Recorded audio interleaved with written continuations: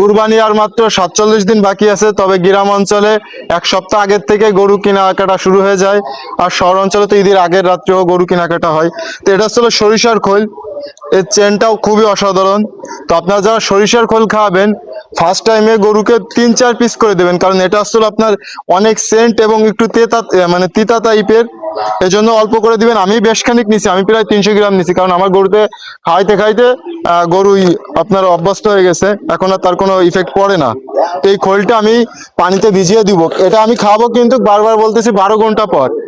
আর পাশে যে আমার এটা হচ্ছে নুন, তো এই নুনটা আপনারা একটা বালতিতে নিয়ে নিবেন, যতটুক বালতিতে পানি খাওয়াতে আপনাদের লাগে, যতটুকু আপনাদের পরিমাপ হয়ে গেছে যে কতটুকু লবণ দিয়ে আপনারা খান, ততটুকু লবণ দিয়ে দিবেন। এই যে আমি খোলের ভিতর আপনার একটু লবণ ছিটাই দিচ্ছি, যাতে গ্যাসটা পরিপূর্ণভাবে বের হয়ে আসে।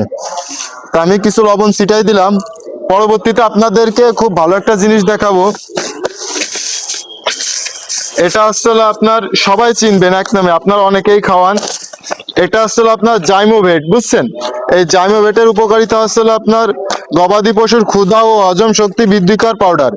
তো এই পাউডারের কাজ হচ্ছে হলো আপনার গরুর যে সময় গ্যাস হয় বা পেটে আপনার ডিস্টার্ব দেয়, খাবারে বদ হজম হয়, সেক্ষেত্রে খাওয়ায়।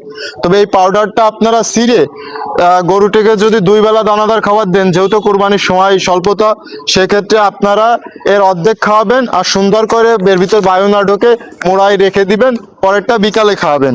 আর এই পাউডারের বক্সটা মূলত আপনাদের সঠিক দাম বলি, কেউ 300 টাকা নিবে বা 320 টাকা নিবে, সর্বোচ্চ 320 টাকা যদি অধিক নেয়, তাহলে মনে করবেন আপনার থেকে অধিক লাভ করার চেষ্টা করতেছে মানে আপনার ডাক্তাররা। আর বিষয়টা হচ্ছিল আপনার এটার খাওয়ানোর, যারা খাইয়েছে পুরনো যারা আছে, বিভিন্ন জন বিভিন্ন প্রক্রিয়ায় খাবার গরুকে মোটা তাজা করেন। তো যে যেভাবে লাভবান হয় ইনশাল্লাহ সে সেইভাবেই করবেন। তবে আমার ক্ষেত্রে আমি এইভাবে দেখতেছি, পশু এইভাবে খাওয়াইলে গ্যাসের সমস্যা হয় না এবং এতে লাভজনক। আপনারা চাইলে এইভাবে প্রক্রিয়া করতে পারেন, ইনশাল্লাহ আপনারা লাভবান হবেন। সবাই ভালো থাকবেন, সুস্থ থাকবেন। আসসালামু আলাইকুম রহমতুল্লাহি ওয়া বারাকাতুহু।